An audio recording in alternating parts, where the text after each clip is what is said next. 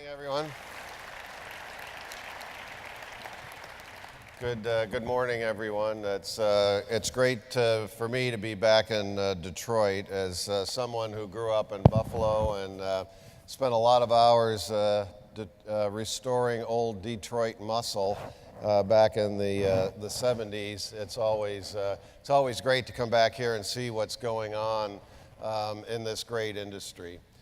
And it's especially exciting to be here today as technology reinvents the transportation industry with huge implications for Detroit, the economy, and for society as a whole. You know, in the communications business, we know something about reinvention. I would say, in fact, that we've been doing it for decades. If this were 1995 instead of 2014, I'd be telling you all that very soon your computer would speak, your television would listen, and your telephone would show you pictures and videos. I'd be predicting that mobile phones the size of shoe boxes would one day be so small and affordable that everyone would have one. I'd be talking about an era in which entertainment, news, publishing, and music would all converge in a giant stream of ones and zeros to be transported over something we would call the information superhighway. Well, it's now 2014, and all of this, and I'd say a lot more, has come true.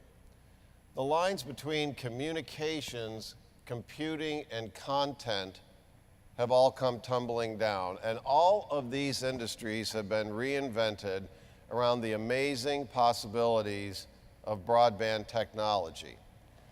Now we're in the middle of a new kind of convergence, this time between the digital world and the physical environment. You can see the disruptive effects of this everywhere you look. All of a sudden, Google is a car company.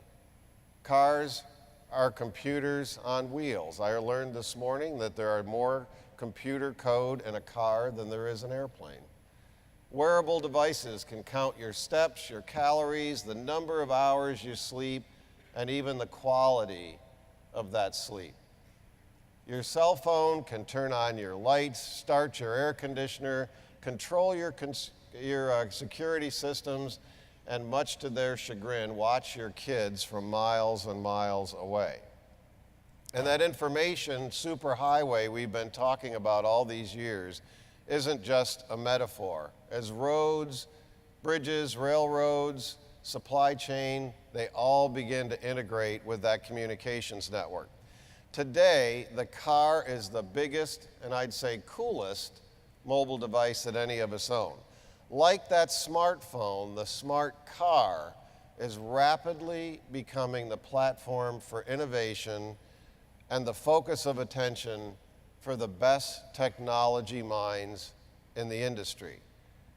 But I'd say the connected car is just the beginning. Before long, the car will be just one more node in a seamless digital ecosystem that will unite the home, the office, the highway system, and the energy grid. By 2017, there will be 3 times more network devices than there are people on the planet, giving us new ways to interact with and control our environment. The Internet of Things is reinventing industries, creating new business models, and remaking our infrastructure. The potential for improving customers' lives is tremendous. And yet, Americans still waste $120 billion sitting in traffic. 30% of the congestion in cities is caused by people looking for parking places. And we still get in our cars and burn a gallon of fossil fuel when we want to test the emissions looking for a service center. 33,000 Americans still lose their lives in traffic accidents every year. We still have 200 million cars in the US alone with no connectivity whatsoever. By 2040, more than 2/3 of the world's population will live in urban areas, which will further tax that aging infrastructure. Despite all that, we have yet to make a real commitment to rebuilding this country's 20th century transportation system for these 21st century challenges. But the good news is the building blocks for a greener, smarter, and more efficient society are in place. So I'd say it's now time to take our cars and shift them into the higher gear. Today I'd like to talk about what Verizon is doing to leverage the next wave of technology convergence and accelerate the benefits that will come from an intelligent transportation model for the 21st century. It all starts with the foundation of an intelligent transportation ecosystem, the communications network itself. Verizon and the rest of our industry has invested more than $1 trillion over the last 20 years to deploy a pervasive, reliable, and secure network, which is required to support this massively connected environment. We've connected homes and businesses with fiber optics. We've built the global internet backbone to transport massive amounts of digital cargo. And we've upgraded our wireless networks with 4G LTE technology to deliver the truly mobile broadband experiences that have launched the machine-to-machine or Internet of Things revolution. We've also invested in platforms and enabling technologies that are vital to the functioning of those intelligent systems. We operate extensive cloud networks that can store, share, and safeguard digital information. We're a leader in cybersecurity to keep data private and safe from security breaches. We have a growing expertise in big data analytics, led by our former head scientist for NASA, to turn this data collected by the Internet of Things into intelligence that leads to smarter and more efficient systems. And of course, we have Verizon Telematics, formerly Hughes Telematics, which is focused on delivering connectivity to the transportation marketplace.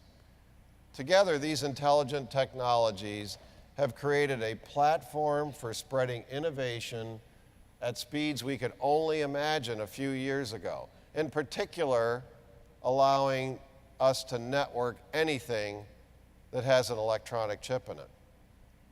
The number of these connected devices is growing at a compound rate of 27% a year. GE estimates that connected technologies have the potential to reduce the global transportation industry's demand for fuel by 14%. In fact, if the internet technologies reduce demand for fuel by just 1%, it would save the railroads $27 billion, the airlines $30 billion, and the power industry $66 billion over the next 15 years. As the network company Ericsson says, the next big thing is actually 1 trillion small things. Armies of tiny machines working in the background to transform how we bank, how we shop, how we run our factories, how we manage our cities. They're also transforming how we drive. Experts say the number of cars connected to the internet will grow from 23 million today to 152 million worldwide. Increasingly, they're an extension of our digital lives, seamlessly integrating your wearables and your home automation system and your other mobile devices. This pervasive connectivity also makes possible the autonomous car, which at least 6 major manufacturers say they will introduce in some form by 2020. Autonomous cars will constantly interact with other vehicles and the transportation infrastructure itself, creating a dynamic system that can regulate traffic, save fuel, and create safer highways. Calling them the next giant step in automotive safety, the Transportation Department says autonomous vehicles could prevent or mitigate 80% of all unimpaired vehicle crashes. Researchers say that automating even 10% of cars and trucks on the road would eliminate 1,000 traffic deaths every year. So all in all, the safety and productivity benefits of autonomous vehicles are estimated at $1.3 trillion. It's likely that in the not too distant future, every new car will be equipped with this vehicle-to-vehicle technology. But we have to do more than provide the technology. We have to create the solutions that make people's lives better and address the big challenges that we face as a society. At Verizon, we believe that those big challenges deserve powerful answers, and we're delivering solutions that are helping to make transportation systems faster, smarter, and greener. Let me give you a couple of examples. State Farm Insurance is using our telematics solution to reward good driving habits with better insurance rates. They connect a plug-in device in your car to the Verizon cloud to provide feedback on how fast you accelerate, how safely you turn, how hard you brake. The safer you drive, the lower your rates. Car companies like Mercedes-Benz and VW are also using Verizon Telematics to make driving safer and highways less congested by detecting accidents, alerting first responders, picking the best route, and updating those huge lines of software. Just Sunday here at ITS, GM's Mary Barra announced that Cadillac would begin offering advanced, intelligent, and connected vehicle technologies by 2017. And going forward, we'll be able to reduce our carbon emissions by testing your car's performance without a trip to the service station. Telematics can also reduce the cost and the carbon footprint of large commercial and government vehicles. At Verizon, we offer a solution called Network Fleet, which allows fleet operators to track fuel consumption, map out efficient routes, and monitor the condition of their vehicles. We're actually using Network Fleet in 29,000 of our own vehicles to better manage these assets worth hundreds of millions of dollars. We think we can save between $2 and $5 million in fuel costs just by reducing the idling time on our vehicles. On Monday, we announced that the California Department of Transportation will be using Network Fleet in nearly 7,500 vehicles throughout that state. In Virginia, 3,000 contract vehicles for the Department of Transportation use Network Fleet to mobilize snow removal during weather emergencies, better clearing roads for drivers. And finally, here at the convention, ITSA is using our technology to let you know where all those important shuttle buses are at any given time. You can take a look at these and other telematics solutions in our booth right here in the Cobo Center. As we've seen with apps like Uber and Lyft, car sharing is becoming a big part of the solution to urban mobility, especially with that all-important millennial generation. Yesterday, we announced Verizon's entry into the sharing economy with a new service called Verizon Auto Share, which will be marketed to rental agencies, car dealers, and municipalities by the end of the year. I think it's actually on the cover of the show daily today if you want to take a look at it. With Auto Share, you'll be able to use the app on your smartphone to scan a QR code on your car, validate your identity, pay for your rental, and unlock the car anywhere at any time without stepping foot in a rental agency. We think this has lots of potential uses for making urban life much more convenient. Another solution for urban mobility is smart parking systems, which have been shown to reduce the time spent cruising for parking spaces by more than 20%. We work with our extensive partner network to offer smart parking solutions in places like Indianapolis, Washington, D.C., New Brunswick, and Ellicott City, Maryland. These systems use sensors connected to a wireless gateway to help drivers find parking spaces, pay for them with their wireless phones, and reduce the wasteful circling that clogs our city streets and frustrates all of us as drivers. We're also starting to embed connections into the public infrastructure itself, creating smarter, greener public places and architecture. We've partnered with a company that you saw in the video called Big Belly Solar to put solar-powered trash compactors in cities around the country with wireless connections that tell the city when the trash needs to be collected. In Boston, we've teamed up with local entrepreneurs at MIT at their media lab to install solar-powered smart benches which allow you to charge your wireless device and monitor the environmental conditions. On a bigger scale, we worked with a partnership in Charlotte, North Carolina called Envision Charlotte. That's the former Secretary of Transportation's home market as mayor. We've connected more than 60 buildings in the commercial center to kiosks that display how much energy is being consumed. By sharing that information and enlisting the community in its conservation efforts, Charlotte has reduced its power usage by 8.4% and saved more than $10 million of energy costs in just 2 years. That puts them well down the path of achieving their goal of being the greenest city in America. These solutions are just a glimpse of what's to come in the convergence of the digital world and the physical world.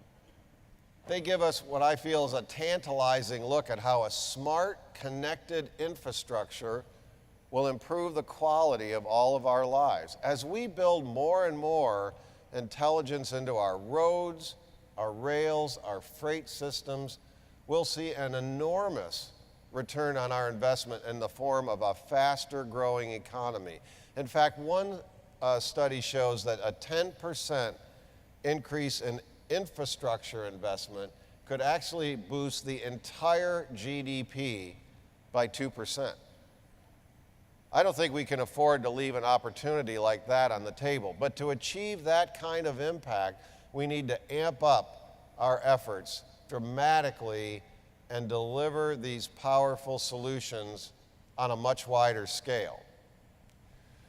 So what's the path forward? Well, I'd say job one in achieving this potential is bringing connectivity to every car. Of the more than 250 million vehicles on American roads today, only 7% are connected to the communications network. So how do we bring these unconnected vehicles into that intelligent transportation ecosystem? At Verizon, we think the technology exists to leverage our nationwide wireless network to connect the vast majority of these vehicles to a wide range of intelligence services. We're committing to deliver an off-the-shelf solution that will bring the benefits of telematics to everyone in 2015. The next thing we have to do is galvanize innovation to take advantage of this extraordinary new platform. At Verizon, we saw how important this part of the equation was when we launched 4G LTE in 2010. We knew that for LTE to reach its full potential, we'd need to take an active role in developing the ecosystem of devices and applications that would ride on that network. So we created 2 innovation centers, one in Waltham, Massachusetts, and one in San Francisco, to incubate new technologies and bring them to market. These innovation centers have helped us build a strong partner ecosystem and drive a broad portfolio of solutions. Much of that innovation is focused on the intelligent transportation and infrastructure. At our Waltham Center, we created a smart cities test bed to showcase the new connected solutions we have in our pipeline. And let me give you just a couple of examples. Command centers that allow city planners to monitor traffic and manage resources on a daily or an emergency situation. Smart street lights that dim or brighten according to traffic and weather, and environmental solutions that manage energy, water for maximum efficiency. We also launched a multi-million-dollar global competition called Powerful Answers Awards to recognize entrepreneurs creating these connected solutions that address the biggest challenges facing society. We announced our first set of award winners in January at CES with solutions in the area of healthcare, education, and energy. Now we're in year 2 of that challenge, and we've added a new category, transportation. We're just in the middle of the process, but we're really excited about the responses we've gotten so far. We received almost 4,000 entries, which is about double last year, from 78 countries around the world. And we've gotten a lot of terrific ideas to solve those urban problems, logistics, and smart driving applications. Judging's underway, and we will announce this year's winners in January. And we look forward to partnering with those winning entrepreneurs and help smooth the path to market for these new transportation solutions. Looking down the road, we need to move beyond individual projects to think about a holistic way of integrating all of these smart systems, the connected cars, the roads, the buildings, the power grid, and the communications network, into a comprehensive, intelligent ecosystem. Fortunately, the epicenter for this important work will be right here in Michigan. That's because the world's largest test bed for studying smart transportation solutions is being built in Ann Arbor at the University of Michigan's Transportation Research Institute. On Friday, many of you may know, the university announced that Verizon is one of 13 leading technology and automotive companies in the leadership circle for the next phase of this groundbreaking research project, the Mobility Transformation Center. The goal of this public-private partnership is to lead a revolution in mobility by addressing the challenges inherent in the shift to connected and automated vehicles. We're very excited to join so many of our partners and customers in this venture, where we'll have the chance to test next-generation technologies in a real-world environment. Together, we can take innovation in this space to that higher gear and find business models that will speed the delivery of new technologies to market. In a recent town hall, Transportation Secretary Anthony Fox called the challenge of reinventing America's infrastructure a generational issue last tackled in a major way by President Eisenhower in the 1950s. Now it's our turn to solve this question for the industry going forward. Our infrastructure transports $468 billion worth of commerce every single day. Yet the United States ranks just 28th in terms of infrastructure investment.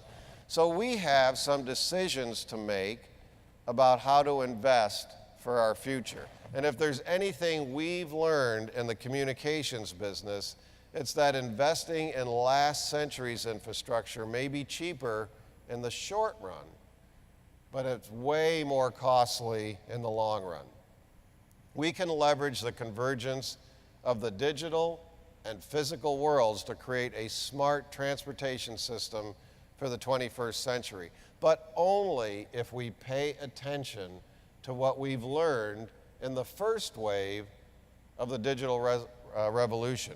We need to fight for wireless spectrum policies and investment tax laws that promote that capital investment in the communications technologies on which the intelligent transportation system will depend. We need to continually reinvent our business models around the internet mantra of innovation and open standards. And we need to work with partners from every single segment of the industry to solve the issues that matter most to consumers, like safety, security, and privacy. And I'd say most of all, we need to put the customer in the center of that equation and create the great integrated experience that improve people's lives and make our societies function better. Our reward for doing this right will be new markets, new customers, and an explosion of innovation that will fuel our growth and spread prosperity around the globe. At Verizon, we look forward to being part of this great industry and working with all of you to solve these big challenges for America and the world. Thank you very much. Have a tremendous conference.